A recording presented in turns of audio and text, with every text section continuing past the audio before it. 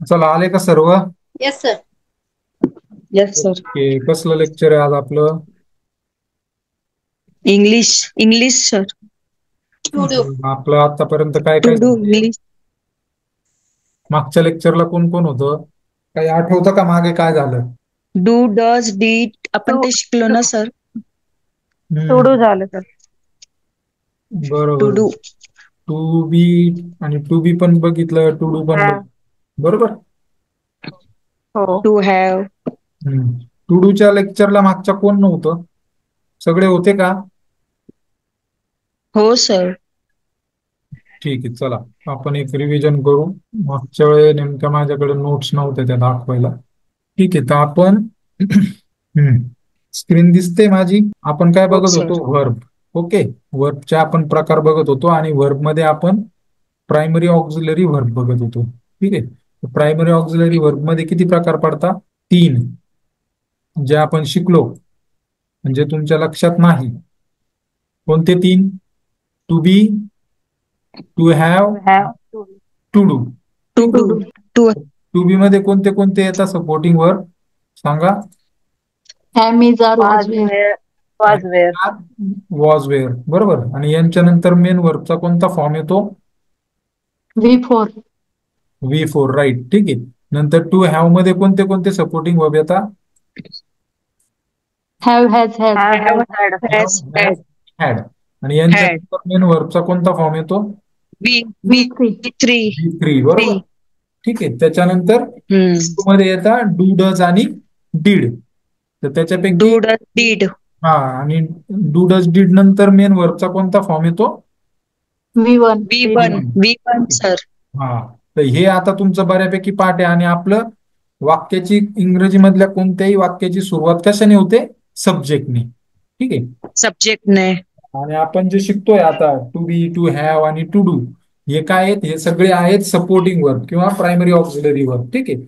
याच्यावरून त्या वाक्यांचा काय ठरतो? काळ ठरतो किंवा त्यांचा वेळ ठरतो, की ते प्रेझेंट मधले, फ्युचरचे आहेत की तुमचे पास्टचे आहेत. ठीक आहे, तर पास. फ्युचरचं तर आपण बघितलंच नाहीये इथं. ठीक आहे, तर फ्युचरचा आपण मॉडेल ऑक्झिलरी मध्ये बघणार आहोत. ओके. सो डू डज मध्ये, डू डज डीड मध्ये डू आणि डज हे प्रेझेंट मध्येच वापरतात. ठीक आहे, पहिले तर ही गोष्ट लक्षात ठेवा की डू आणि डज यांचा अर्थ एकच आहे आणि ते प्रेझेंट मध्येच वापरतात. फक्त प्लुरल सब्जेक्ट जर असेल तर काय वापरतो आपण? डू वापरतो. ठीक आहे. आणि जर सिंग्युलर सब्जेक्ट असेल, म्हणजे एकवचनी सब्जेक्ट असेल, तर त्याच्यानंतर आपण काय वापरतो? डज वापरतो. आणि याचा अर्थ काय आहे दोघांचा, म्हणजे कशासाठी वापरतो ते आपण? क्रिया कर. प्रश्नार्थी वाक्य. क्रिया कर प्रश्नार्थी किंवा क्रिया कर प्रश्नार्थी, क्रिया. सगळे सपोर्टिंग वर्ब येतात तुमचे. ठीक आहे ना, तो पार्ट वेगळा आहे, ते आपण अच्छा. शिकू. पण क्रिया हम्म. कर असं जेव्हा आपल्याला, म्हणजे एखादी कोणतीही क्रिया तू कर, ठीक आहे, असं जेव्हा आपल्याला सांगायचं असतं, त्यावेळी आपण काय वापरतो? डू डज डीड हम्म. वापरतो, म्हणजे करणे. थोडक्यात मराठी अर्थ काय आहे? कोणतीही क्रिया करणे किंवा कर, कर. याच्यासाठी आपण काय वापरतो? कर. डू डज आणि डू डज वापरतो. डीड. आता बघा, इथं मी काही सब्जेक्ट घेतलेले होते. आय आपला सिंग्युलर सब्जेक्ट आहे, पण तरीही त्याच्यानंतर काय येतो? डू येतो, कारण आय हा सगळ्यांसाठीच वापरला जातो. ओके. त्याच्यानंतर यू साठी पण डूच येतो, जरी यू आपला सिंग्युलर असला, पहिला यू. ठीक आहे. तर फक्त सिंग्युलर मग किती सब्जेक्ट उरले आपले? ही, शी, इट आणि सिंग्युलर नाऊन. यांच्या नंतर काय येणार? डज येणार. काय येणार? डज. He, she does. आणि सिंग्युलर नाऊन यांच्या नंतर काय येणार? डज येणार. डज. ठीक आहे, हे लक्षात ठेवा. हे काही काही शॉर्टकट आहे. आणि सगळ्यात महत्वाची गोष्ट काय आहे की तुमचे, आता हे उदाहरण आहे ते बघू आपण. तुमच्या जो पण सपोर्टिंग वर्ब आहे, जे मी शिकवलं तुम्हाला बेसिक मध्ये, की ॲमिजार आला, वॉजवेअर आला तर V4 वापरा, किंवा हॅव एज ऍड आलं तर V3 वापरा, आणि डू डज डीड आलं तर काय वापरायचं आपल्याला? V1 वापरा. हे जे बी बेसिक वन. बी नियम आहेत वन. आपले, हे तुम्हाला लक्षात ठेवणं महत्वाचं आहे. तर याचे आपण डू डज डीडचे एक दोन उदाहरणं आहेत. ठीक आहे, थोडे अवघड उदाहरणं आहेत, पण आपण बघूयात सोपे करून. आता बघा, इथं काय आलं आहे? Her parents do not approve of her business. तिचे पालक तिच्या व्यवसायांना मान्यता देत नाही. ठीक आहे. तर आता मला सांगा इथे सब्जेक्ट कोणता आहे? हर पेरेंट्स. हर पेरेंट्स, बरोबर. आता हर पेरेंट्स हा जो सब्जेक्ट आहे, सब्जेक्ट बरोबर ओळखला तुम्ही. हा सब्जेक्ट तुमचा मला एक सांगा, सिंग्युलर आहे का प्लुरल आहे? प्लुरल. प्युरल. प्लुरल. प्लुरल काय आहे? हर पेरेंट. पेरेंट्स म्हणजे कोण? पालक. पालक कधी एकच असतात का? पालक. पालक मध्ये दोघं येतात, आई वडील दोघं नाही. येतात, बरोबर. सो हम्म. हर पेरेंट्स हा काय आपला प्लुरल आहे सब्जेक्ट. मग त्याच्यानंतर काय आला आहे सपोर्टिंग वर्ब वाक्यात? डू. डू. डू. मग डू बरोबर आहे का तिथं? डज डज नॉट पाहिजे ना. कसं? मी तुम्हाला परत सांगितलं ना, नाही, डू बरोबर आहे सर. अनेक वचन असेल. डू बरोबर आहे. आपण बघितलं ना वरती, बघितलं आपण काय बघितलं वरती, बघा परत एकदा बघून घ्या. हे बघा, डू आणि डज यांचा अर्थ काय आहे? एकच आहे. यामध्ये फरक काय आहे? फक्त एक. प्लुरल सब्जेक्ट आलेला असेल तर काय वापरायचं आहे? डू वापरायचं आहे. आणि सिंग्युलर सब्जेक्ट आलेला असेल तर काय वापरायचं आहे? डज वापरायचं. डज वापरायचं आहे. म्हणजे आपण जे वाक्य बघितलं उदाहरण म्हणून, ते वाक्य काय आहे? बरोबर आहे. तिथे डू बरोबर आहे. आता परत आपण त्या वाक्यावर जाऊ एकदा. आता मला सांगा या वाक्यामध्ये मेन वर्ब कोणता आहे? अप्रूव्ह. Approve. ठीक आहे. अप्रूव्ह हा मेन वर्ब आहे. ठीक आहे, मान्यता देणे. ठीक. मग अप्रूव्ह हा V1 आहे का V2 आहे का V3 आहे? आता V1. V1 V1. आहे. अप्रूव्हचा V3 येतो अप्रूव्ड. ठीक आहे, म्हणजे ईडी प्रत्यय लागतो त्याला, रेग्युलर वर्ब येतो. ठीक आहे. तर हा V1 आहे. म्हणजेच काय, डू डज डीड नंतर तुमचा कोणता येतो? V1 येतो. V1. ठीक आहे. आता बघा,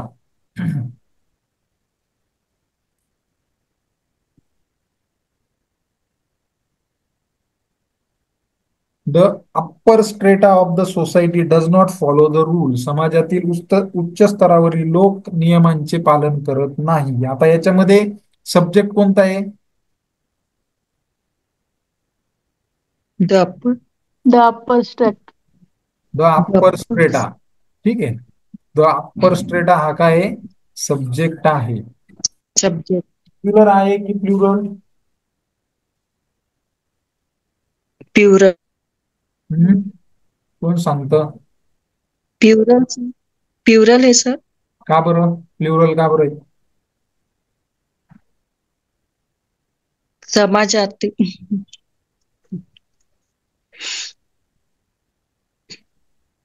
आता मी तुम्हाला काय सांगितलं होतं?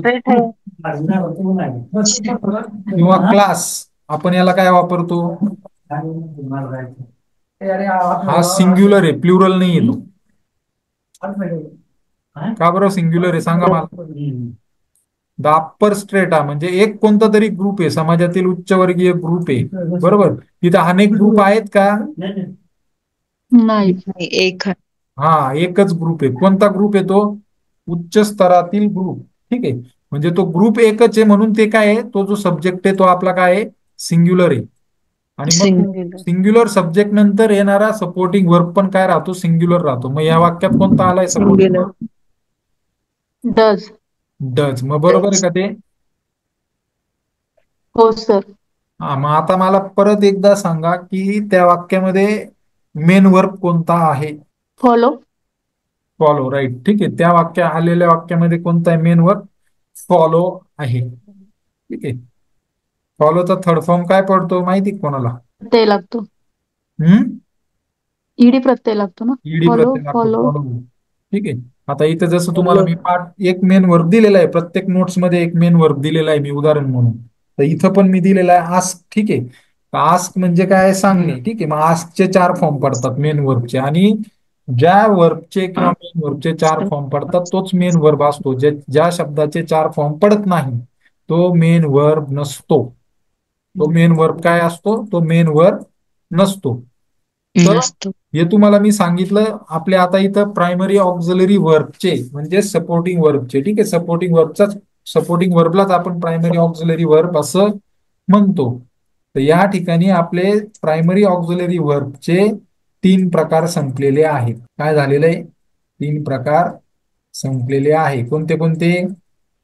रिपीट करा मला. To be, to have, to do. To have, to be, to do. To be, to have आणि टू डू.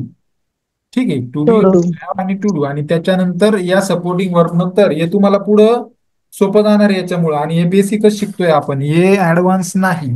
ठीक आहे. सो आपण आता नेक्स्ट बघणार आहोत की आपण आता बघितलं प्रायमरी, बरोबर, आणि सपोर्टिंग वर्बचा हा कितवा प्रकार होता? पहिला. आता आपण सपोर्टिंग वर्ब किंवा ऑक्झिलरी वर्बचा सेकंड प्रकार बघणार आहोत. म्हणजे सुरू करतोय, त्याचे लगेच सुरू नाही होणार ते, पण एक just I want to ask you some details about that. So second आहे तुमचा model, model model auxiliary. Auxiliary. आता कोणाला डिफरन्स सांगता येईल का याच्यातला? आपल्या नोट्स मध्ये डिफरन्स होता. मी डिफरन्स तसा फर्स्ट लेक्चरलाही सांगितला होता की प्रायमरी ऑक्झिलरी वर्ब आणि मॉडल ऑक्झिलरी वर्ब यांचा डिफरन्स काय आहे? सांगता येईल? लक्षात आहे? ठीक आहे, चला.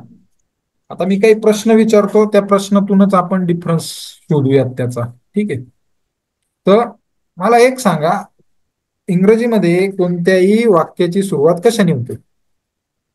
आपण रूल शिकलो. सब्जेक्टने सर. सब्जेक्ट. सब्जेक्टने सर. आणि सब्जेक्ट वरून काय ठरतं? Main verb.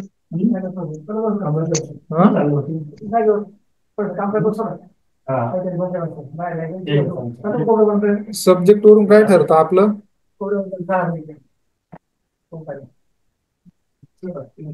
सपोर्टिंग वर्ब ठरतो ना. तर सिंग्युलर प्लुरलसाठी. बरोबर आहे ना? सपोर्ट. हो. हो सर, सांगत नाही सपोर्टिंग. कोणी. तर मला सांगा, तर असं वाक्य होऊ शकतं का की सब्जेक्टच्या ऐवजी आपण तिथं सपोर्टिंग वर्ब वापरले, एखाद्या वाक्याची सुरुवात सपोर्टिंग वर्बने केली आपण?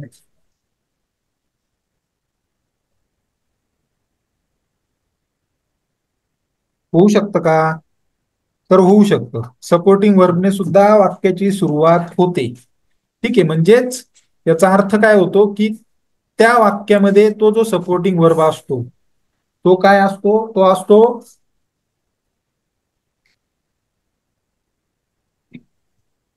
तो काय असतो? त्या वाक्याचा सब्जेक्ट असतो. ज्या वेळेस सपोज आपले रेग्युलर सब्जेक्ट येणार नाहीत आणि त्या वाक्यामध्ये तुमचे जे सपोर्टिंग वर्ब आहेत तेच सब्जेक्ट म्हणून येतील, याचा अर्थ असा आहे की त्या वाक्यामध्ये ते जे सपोर्टिंग वर्ब आहेत ते सब्जेक्ट आहेत, ते सपोर्टिंग वर्ब नाही. लक्षात आलं का? कन्फ्युजन करू नका. काय म्हणतोय मी परत सांगा. माझा आवाज येतोय? हो सर. हो सर, हा. येतोय. काही कन्फ्युजन वाटतंय का? विचारा मला परत.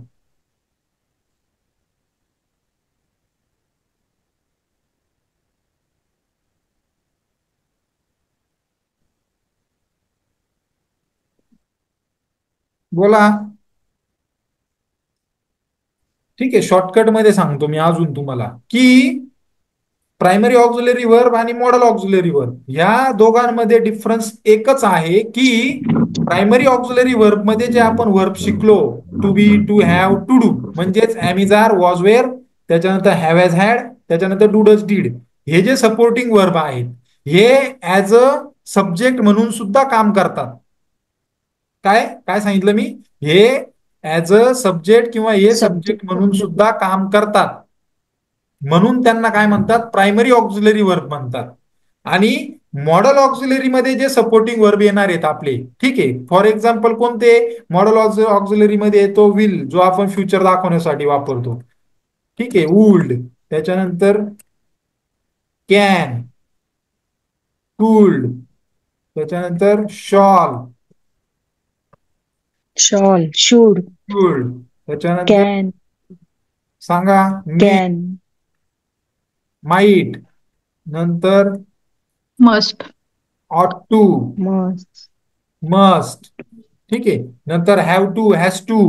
ठीक आहे. Cooled have. आता याच्यामध्ये विल काय आहे? विल प्रेझेंट मध्ये. आता मी हे फक्त बेसिक सांगतोय, त्याची आपल्याला पुढच्या लेक्चरला सुरू करायचंय मॉडल ऑक्झिलरी, पण बेसिक लक्षात घ्या. पहिले तर फरक समजला तुम्हाला? ते सांगा. प्रायमरी ऑक्झिलरी आणि मॉडेल ऑक्झिलरी याच्यातला फरक समजला? हो सर. ठीक आहे. प्रायमरी ऑक्झिलरी वर्ब मध्ये जे वर्ब आपण शिकलो सपोर्टिंग वर्ब, ठीक आहे, ते ऍज अ सब्जेक्ट किंवा ते सब्जेक्ट म्हणून सुद्धा वापरता येतात. पण मॉडेल ऑक्झिलरी मध्ये जे वर्ब येतात ते सब्जेक्ट म्हणून वापरता येत नाही. ते सब्जेक्ट म्हणून वापरता येत नाही. परत सांगतो, ते सब्जेक्ट म्हणून वापरता येत नाही. ठीक आहे. त्यामुळे त्यांना आपण काय म्हणतो, मॉडेल ऑक्झिलरी व्हर्ब असं म्हणतो. कारण का, त्यांचं मॉडेल वेगळं आहे. मग इथं विल ए, वुल्ड ए, कॅन ए, कुल्ड ए, शॉल ए, शुल्ड ए, मे, माईट, ऑट टू, ठीक आहे, हॅव टू. तर हे सगळ्या काय आहेत, या सगळ्या काय आहेत मॉडेल ऑक्झिलरी. आणि विल ए प्रेझेंट ए, वुल्ड ए पास्ट ए, कॅन ए प्रेझेंट ए, कुल्ड ए पास्ट ए, शॉल ए प्रेझेंट ए, शुल्ड ए काय आहे पास्ट ए. त्याचा अर्थ वगैरे सगळं आपल्याला शिकायचंय. लक्षात आलं तुम्हाला? तर अशा प्रकाराने हे काय, प्रायमरी ऑक्झिलरी वर्ब, ऑक्झिलरी वर्बचे दोन प्रकार आहे, प्रायमरी ऑक्झिलरी वर्ब आणि मॉडेल ऑक्झिलरी वर्ब. ठीक आहे. तर आपण प्रायमरी ऑक्झिलरी वर्ब संपवलंय आणि मॉडेल ऑक्झिलरी वर्ब आपल्याला काय करायचंय, सुरू करायचंय. ठीक आहे. सो आता आपलं हार्डवेअरचं एकच लेक्चर बाकी आहे, अर्ध आपण शिकवलोय. आणि मी त्या दिवशी इव्हिनिंगच्या बॅचमध्ये एक गोष्ट बोललो, तर तुम्हाला पॉसिबल असेल तर एक दिवसाचा वेळ काढा आणि एक दिवस तुम्ही ऑफलाईन क्लासला या. मला तुम्हाला फक्त हार्डवेअरचं 1 तासाचं लेक्चर द्यायचंय, जिथे मला तुम्हाला प्रॅक्टिकली काही गोष्टी दाखवायच्या आहेत. तर तुम्ही ते आपापसात ठरवा, तसं करायचं आहे का नाही करायचंय ते पण ठरवा. ठीक आहे. हा नो प्रॉब्लेम, नसेल करायचं तरी हरकत नाही, पण तुम्हाला समजावं म्हणून मी फक्त एक सूचना दिली ती. ठीक आहे. बाकी मग आपले आता इंग्लिशचेच लेक्चर होतील आणि याच्यात एआयचे लेक्चर टाकले. एआयचे लेक्चर मी थांबवले होते, त्याचं रिझन हे होतं का हे बरेचसे बाकी होते. ठीक आहे. कारण आता इंग्लिशचं पण बेसिकचं आपलं संपत आलेलं आहे. मॉडेल ऑक्झिलरी नंतर आपल्याला मेन पोर्शन मध्ये घुसायचं आहे. इंग्लिशवर जास्त कॉन्सन्ट्रेशन करायचं आहे. तर माझ्याकडे आता फक्त 1.5 महिन्याचा वेळ आहे. लक्षात आलं? आणि इथून पुढे क्लास बुडणार नाही याची मी पूर्ण काळजी घेणार आहे. आणि ऑफलाईन लेक्चर कुठे असेल? काय म्हणता, बोला सर, ऑफलाईन लेक्चर कुठे असेल मध्ये? नाशिकला असेल ते. कुठे? नाशिकला जेल रोडला. ऍड्रेस मी देईल, आणि वेळ तारीख ठरवा. 1च तासाचा वेळ पाहिजे मला फक्त. तिथं तुम्हाला स्पेअर पार्ट दाखवायचे, बस दाखवायचे, आणि ते कसे असेंबल होतं ते सांगायचंय. आणि काही तुमच्या अडचणी असतील त्या पण क्लिअर करायचे. ठीक. कारण त्या एका लेक्चरचं तुमचं पूर्ण काय म्हणता ना, म्हणजे जे आतापर्यंत तुम्हाला हार्डवेअर मध्ये समजलं नसेल ना, ते सगळं क्लिअर होईल त्या एका दिवसात. सो तुमची इच्छा असेल तर करूयात. ठीक आहे. तर मला तसं तुम्ही कळवा आधी. सगळ्यांनी आपापसात ठरवा. प्रियंका मॅडम आहेत का? प्रियंका मॅडम, प्रियंका चौधरी. प्रियंका मॅडम, दुपारच्या बॅच मध्ये तुम्ही ठरवा. तुम्ही सांगा मला काय ते म्हणणं दुपारच्या बॅचचं. सगळ्यांनी माझ्याशी कॉन्टॅक्ट करायला, कोणाला थोडं काही वाटत असेल, ऑफवर्ड वाटत असेल, तर प्रियंका मॅडमांशी बोला. ठीक आहे. Yes sir. चालेल ना? हो सर. ओके. आपण इथं थांबूया. उद्या आपलं सॉफ्टवेअरचं लेक्चर आहे. उद्या आपल्याला फॉर्म्युले पण संपवायचे आणि एक इनवाइस करून बघायचं एक्सेल मध्ये. तर आपण उद्याच्या लेक्चरला आता भेटूयात. ठीक आहे. Yes sir. Okay. Thank you Yes, sir. Very much all of us. Thank you sir. Thank you sir. Thank you sir. Gargi, आईने तुला कट्ट सांगितलंय.